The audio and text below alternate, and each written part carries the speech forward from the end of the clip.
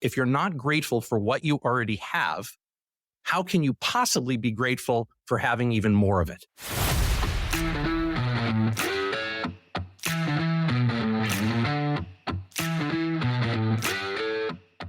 So what's this podcast all about, this financial sobriety thing we're doing? It certainly isn't a traditional conversation about money. There's lots of great people in our industry that talk the traditional game. This is going to be a very unconventional conversation about those three unbelievably complicated relationships that when you put them all together, you don't necessarily think of them this way, but the relationship that you have with money, the relationship you have with your people that mean the most to you, and then the relationship that you have with the person in the mirror. You mean those three relationships go together? They do, and it's a very complex interrelationship between them. And when those get a little bit out of whack, interesting things happen. Do you know anything about that? We should probably introduce ourselves. Who are you? Good idea. Jim Gebhardt. And I'm Matthew Grishman. I'm your author of the book Financial Sobriety, and we are going to have some great conversation, so stick around. What are you grateful for today, brother? Wow, just hit me with it. I love just popping you right between the eyeballs with what are you grateful for today? There's no better way to start a show than with that question. We are in the middle of gratitude season. I'd say so. And perhaps last Thursday was opening day. Or was it the championship game?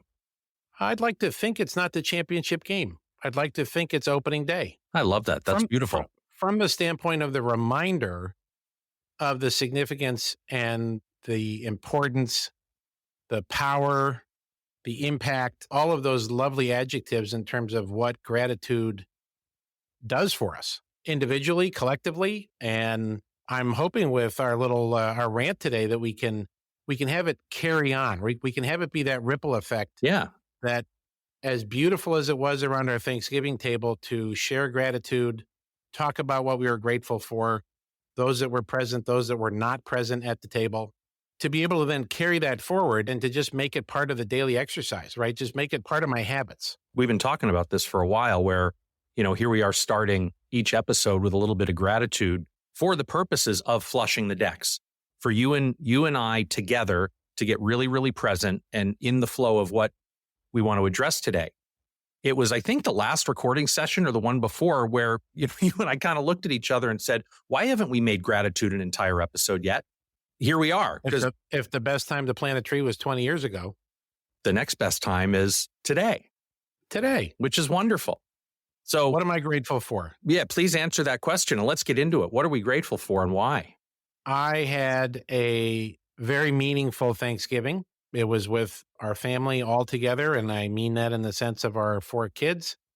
Our oldest daughter brought a teammate along with her from Sweden who had never been in the ritual of a Thanksgiving day. That was special. Beth's mom and dad and sister and niece were able to come over and join us, and we were in my parents' home down in Southern California, down in the desert, where my father, obviously, for those of you that have been listening, passed away in July.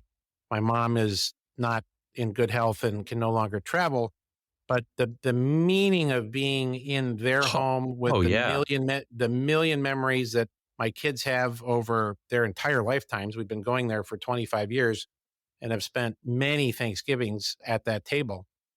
It was powerful. Oh yeah. Pat and Wes were with you there, brother. That absolutely. They were absolutely with us before, during, and after.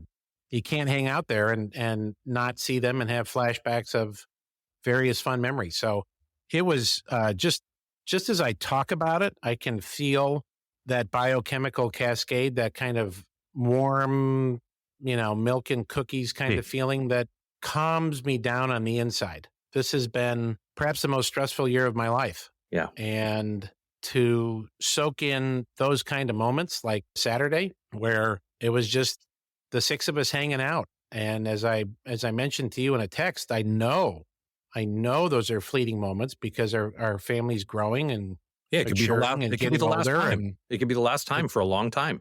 It could be. Yeah. And as much joy and gratitude as I have, it definitely brings some sadness and some heaviness. But I take it all in now, and I don't stress about it. I saw this wonderful proverb specific to gratitude that I want to just share for a second. And it goes like this: Gratitude can transform common days into Thanksgiving, turn routine jobs into joy, and change ordinary opportunities into blessings.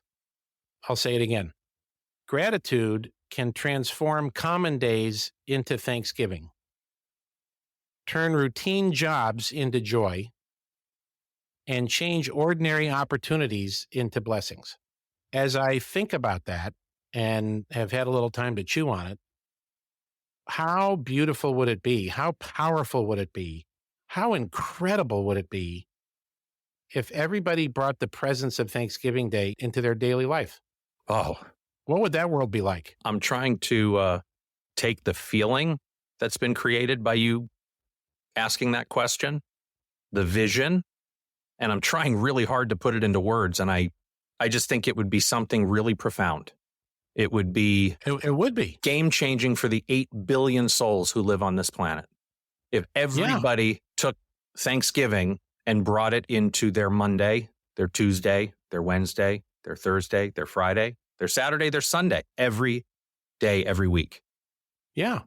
And just taking those little moments of everyday monotony and making it something special, whether it's something pleasurable or not, if you can approach it with gratitude, wow, like a lot of things, I drift away from gratitude at times, and it's not always front and center in my head and in my glasses. Sure.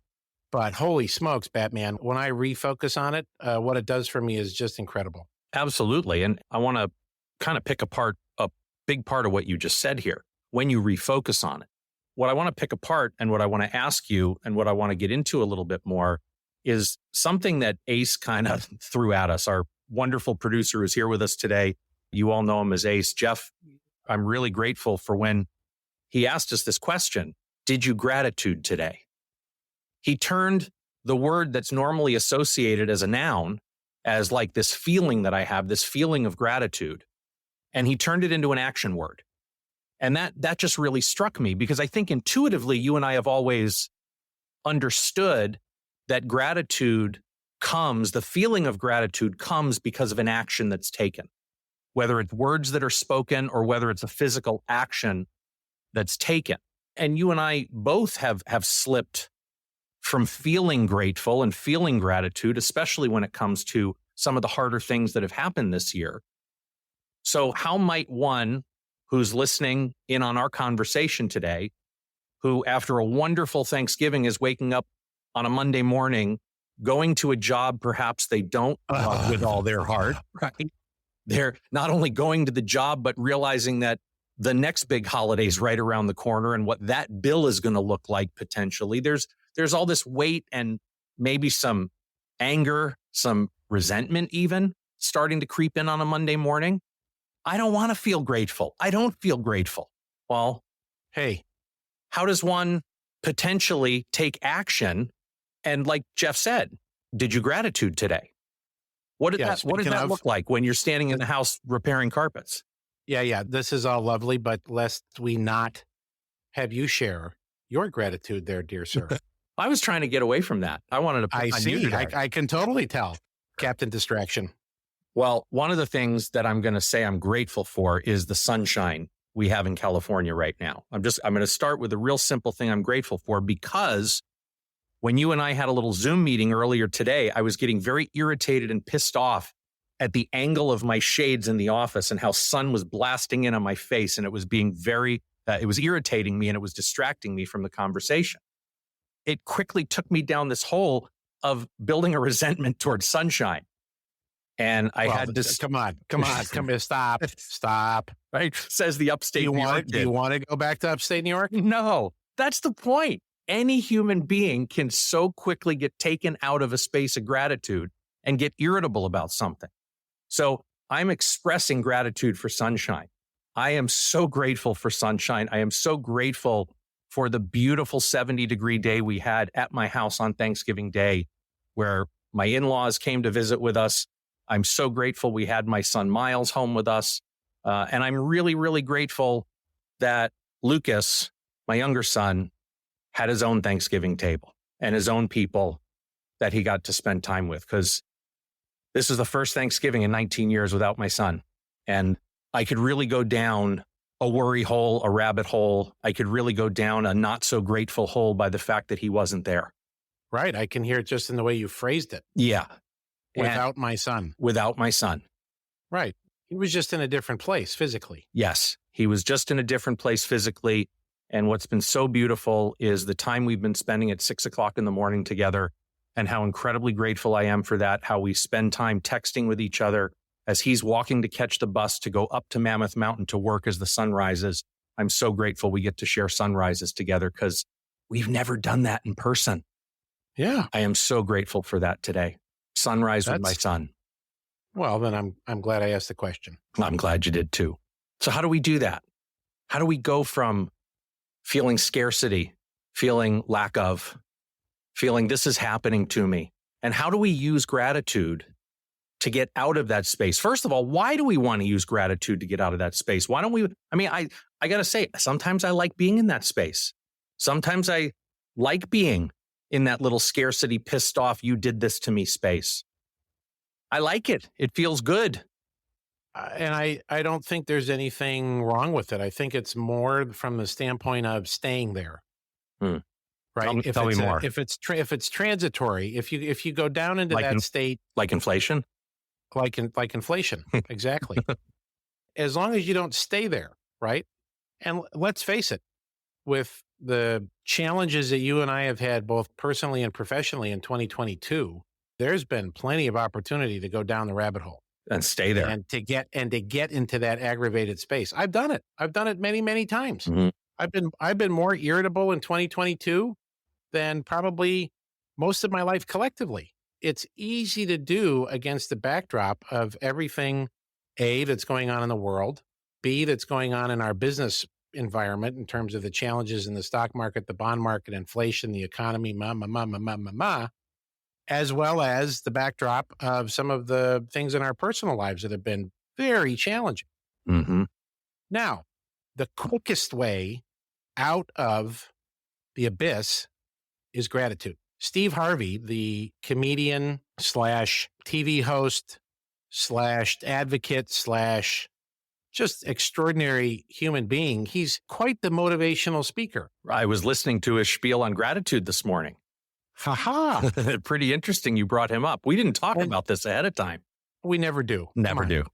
And what I love about how he describes it is, and I certainly can't do it the justice the way he delivers it, but it is he coats his mind in gratitude. Mm-hmm. That is, and you and I talk a lot about kryptonite, right? That whole Superman concept of what kryptonite does. The first time I heard that, I'm like, oh, that's the shield. Mm-hmm. We've talked a lot about resistance on the show over the years. Gratitude is his shield. Gratitude is the shield against the resistance, right? Against the I don't wanna, against my job is lousy. It's not the job is lousy. It's not the bills are overwhelming. It's not any of those things. It's the mindset that you need to have to be able to go push through all that resistance. And the way he says it in terms of coating his mind in gratitude, it's just awesome. He reminded me this morning, I was walking and lamenting a little bit over the repair work that we've put into Amy's car the last few months. Oh, this car, man, what a pain in the butt this car is. And of course, I turn on a little Steve Harvey. And what is he talking about right away is gratitude.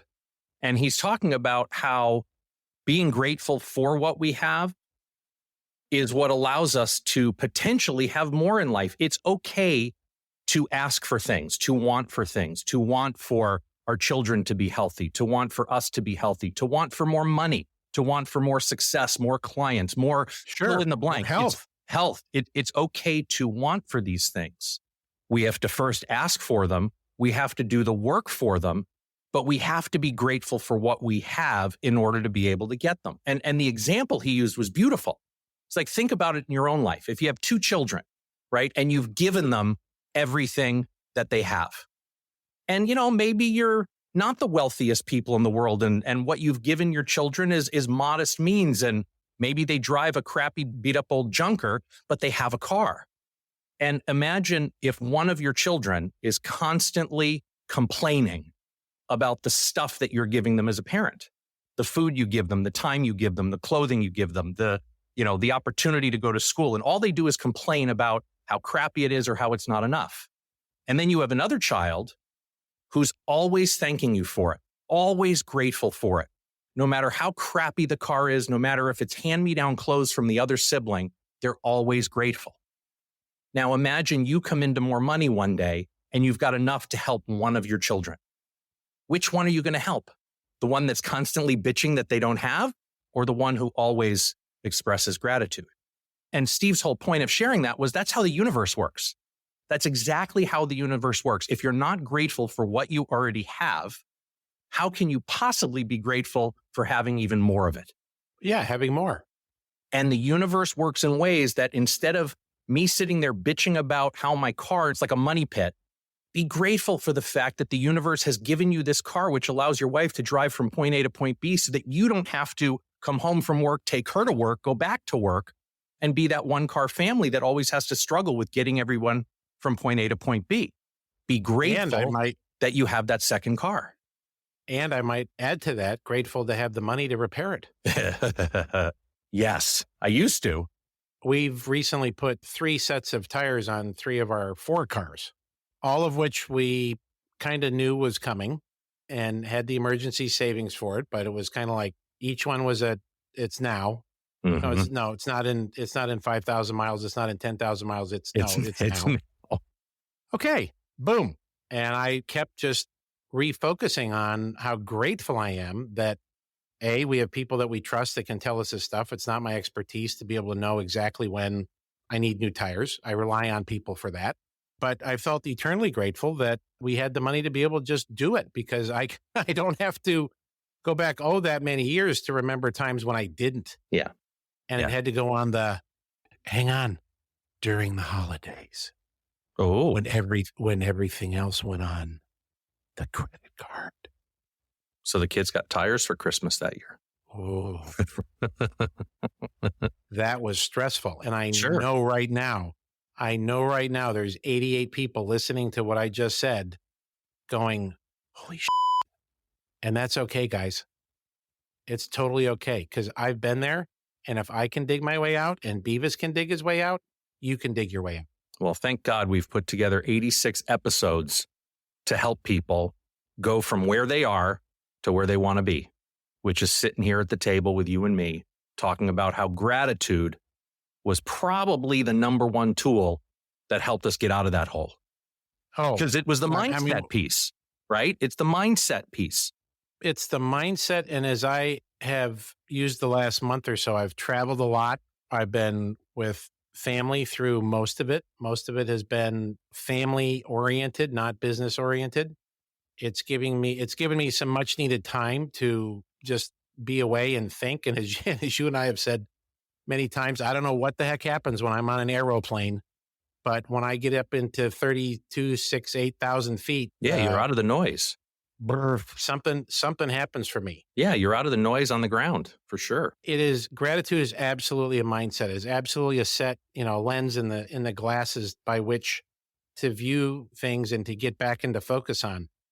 But there also has to be a determination and a willingness, right? This just isn't, it's just not going to happen automatically. You've got to have a drive and a determination, much the way you did in your bathroom when you were 33 years old in 2005, mm-hmm. and much the way I was in October of 2008 at 38 years old with my back up against the wall and no options. I had more debt in 2 houses than most people will have in a lifetime. And you have to reach that trigger point where you just say, enough's enough. I'm done. I'm moving forward. I'm not going to stay where I am. And like our favorite movie, Alive, if I stay in the fuselage, I'm going to freeze to death and die. That's a certainty. Mm-hmm. But I can try to go climb myself out of this. And it's that pivotal moment that you and I have both had that I'm sure many of our listeners in the community have had, or they're rapidly approaching, that it's that decision point that says, I'm not going to quit. You bring up Alive, Ewan McGregor, and I forget the other actor's name, but when they finally made that decision to climb out of the Andes, do you remember when they got to the top of the first summit and saw the rest of the summits that they would need to climb. And Ewan McGregor looks at his partner there and says, I am so grateful to be here with you today, right? Or something, I don't remember the exact line in the movie, but he expressed gratitude for the cold air in his lungs and for being with him, his partner, right here, fighting for my life with you today. I am grateful to have this. I can tell you that was not my first reaction when I saw that view. When I saw that scene of an endless stretch of mountains, as much as I talk about gratitude, I can tell you that was not my first thought. Yeah. As the third man standing there, I might imagine. That movie also came out maybe a bit before we learned how to use gratitude as that tool. From that view of that first mountain, realizing how many more mountains we've got to cross to get where we need to go. That might have been a little bit of a spark that helped you see gratitude as a tool for the very first time. I know it was for me. Of course, I speed bumped right over that because it was just a movie and I was young until I met you. And then in 2005, you start talking to me about all the amazing things in my life that I could be grateful for, instead of lamenting over all the mistakes that I've made, that as I continue to lament and think about and replay the tape in my head over and over and over, here I am spending days, weeks, months completely stuck, unable to move forward. You show me what gratitude looks like. And all of a sudden, unstuck begins to happen in my life. And it's not to say I didn't get stuck again. Sure. We're going to get stuck over and over again. Over and over and over again. That part of the movie is a guarantee. Yes. Getting stuck is going to happen. But so much of this is about learning how to get unstuck. This has to be an inside job.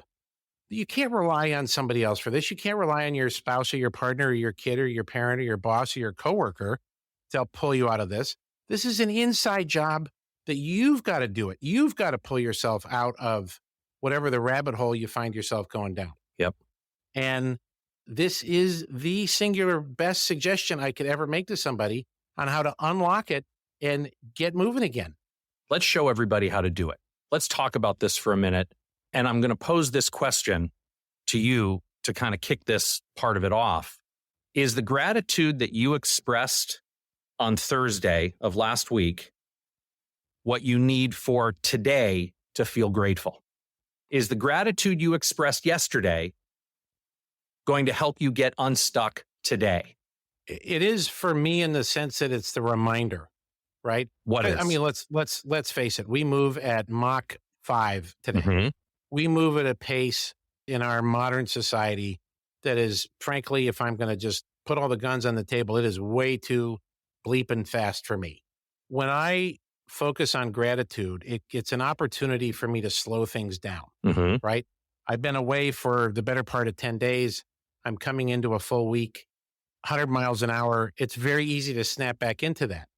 But when I can go through a little morning ritual with my coffee this morning, and I'm thinking about things that I'm grateful for over this last little visit here with the family, it gets me to slow down. Okay, so let me ask the question again then, because you didn't answer it. I did answer it. The gratitude yesterday, does that help you stay grateful today? Or do you need to do something today to stay grateful today? No, it helps me stay grateful today. It helps me slow down and appreciate all that I have going on. Now, let me pose it to you a little differently there, Mortimer, is when I look out at some of the scary monster mountains that are ahead of me this week, it helps me slow down. So I would say it's not an or, it's an and. I would say it helps me go about my day when I can reflect on something I'm grateful for. And then as I'm looking forward into my week or my quarter or my month or whatever it is, at some of the big scary monsters that are out there in the future that I have no control over today, the gratitude gets me very, very present. Yes. Perhaps the way I teed this up with you wasn't as direct as I wanted it to be. The point that I was trying to share with you was whatever I was doing yesterday to create gratitude in my life is not going to create gratitude in my life for me today. I have to. Okay, so I got it wrong. No, I answered it wrong. No, you answered it. You answered it beautifully. I asked it wrong. I didn't ask you properly. Because what I'm trying to get at is yesterday morning, I woke up in the morning and I went through my gratitude rituals, which is the how to, like Jeff would say, did you gratitude today? And I want to give our tribe here some examples of what that looks like. So for people who are feeling stuck and are leaning into this conversation and they love this concept of gratitude, how do we use it as a tool? My point is that for me, the exercise I did yesterday, the gratitude that I did yesterday, the eating healthfully that I did yesterday, the praying and meditating that I did yesterday, those all helped me yesterday. For me, I can't rely on doing gratitude once on Thanksgiving Day to remain in gratitude for the rest of the year. It's something that 100%. It's something that 100%. I have to practice. And that's what I meant by the question I was asking you is it's not a lithium battery. So it is something that you have to do on a daily basis. Yeah. Okay, that's what I was trying to get at. I was just curious for you what that looks like. I might even go so far as to say it's multiple times a day. Ah. Right? Because again, if we're going back to the Superman concept of kryptonite, whenever the kryptonite sneaks in to your being, this is what helps push it back away and clears the decks. Right? Yeah. Just do it with me again right now. Think about something that you are incredibly grateful for right now. And then explain what that feels like on the inside. What did you feel like instantaneously flip and switch in your body? I went from Schilkus to milk and cookies. Yeah. Exactly. It is incredible. It doesn't matter what it is. It doesn't need to be something profound. It could be just snuggling with your dog on the couch on a lazy Sunday afternoon. Well, I'll tell you what it was. I was getting irritated that I didn't say it right to you and you weren't getting my point and what I was trying to get across here. And how's that working? I was getting irritable. And then you just said, what are you grateful for right now? And I'm looking right at you. Yeah.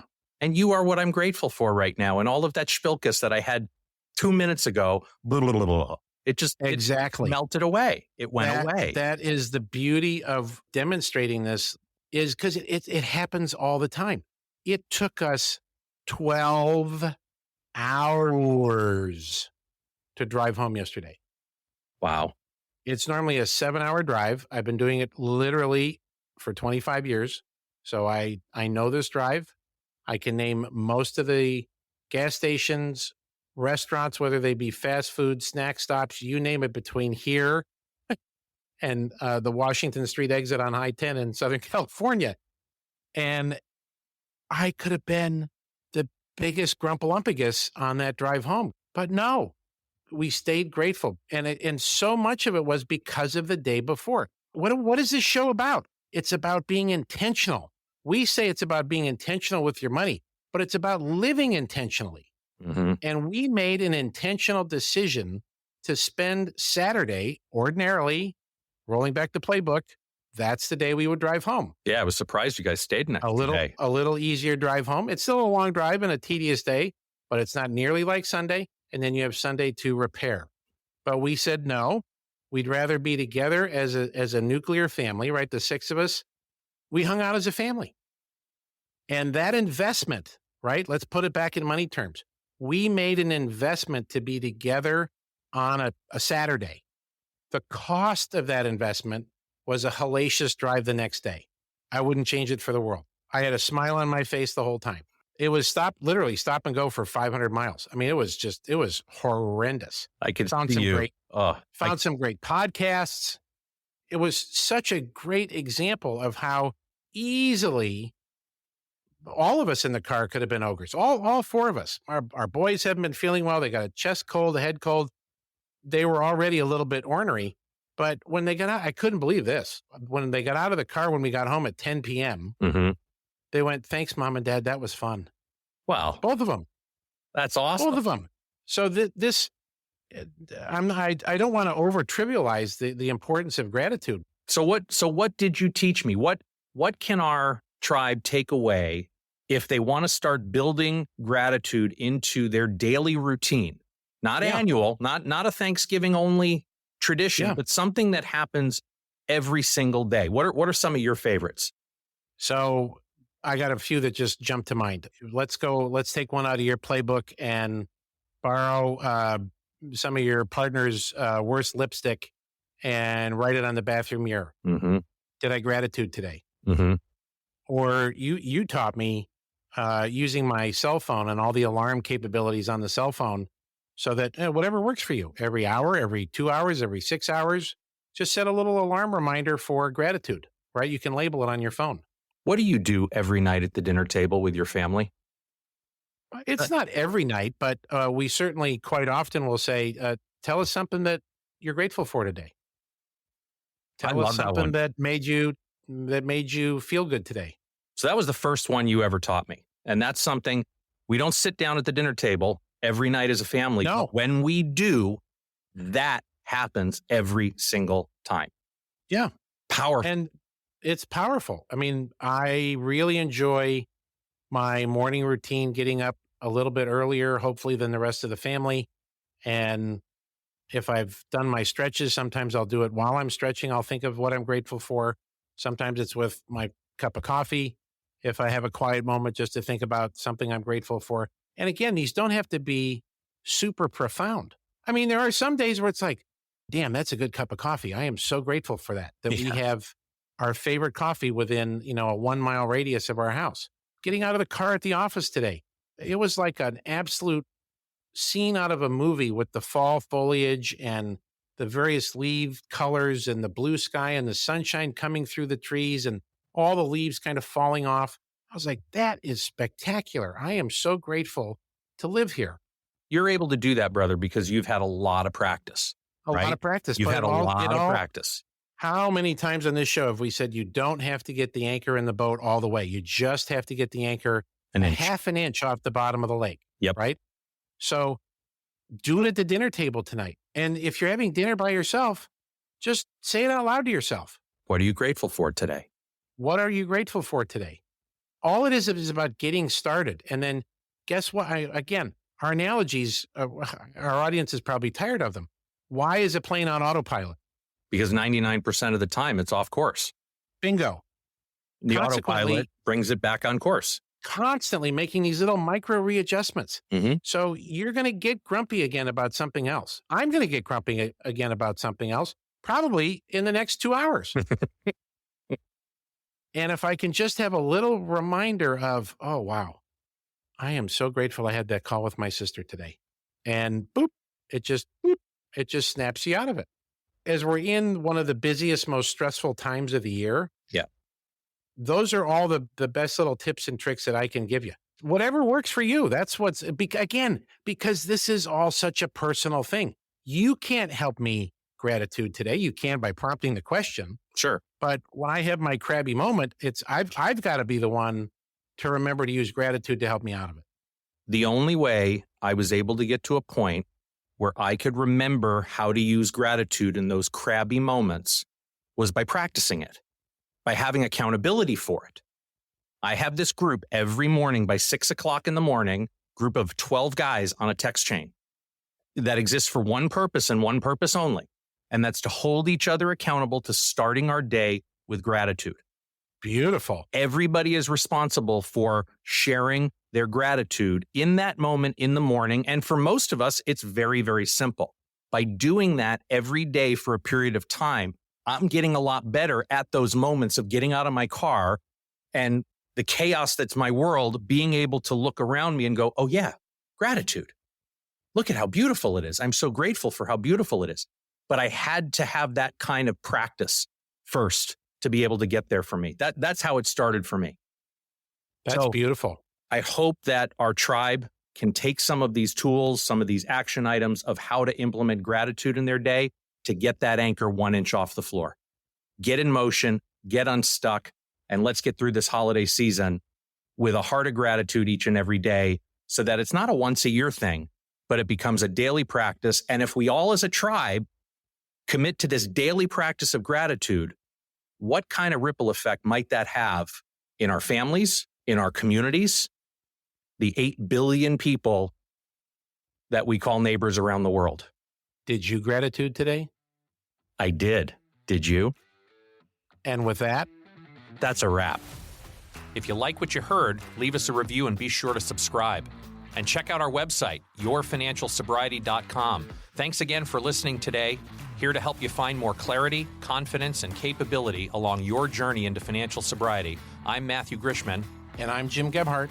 Be intentional with your money. Jim Gebhardt is a registered representative of and securities offered through Brokers International Financial Services, LLC, member SIPC. Jim Gebhardt and Matthew Grishman are investment advisor representatives of Gebhardt Group Incorporated, a registered investment advisor. Brokers International Financial Services, LLC, and Gebhardt Group Incorporated are not affiliated. The opinions in this podcast are for informational purposes only and are not intended to provide specific advice or investment recommendations. To determine which investments or financial advice may be appropriate for you, consult a financial advisor prior to investing. Any reference to market performance is based on historical information, and there is no expressed or implied guarantee of future performance. Opinions expressed on this program do not necessarily reflect those of Brokers International Financial Services, LLC. The topics discussed and opinions given are not intended to address the specific needs of any listener. Gebhardt Group Incorporated does not offer legal or tax advice. Listeners are encouraged to discuss their financial needs with the appropriate professional regarding your individual circumstance.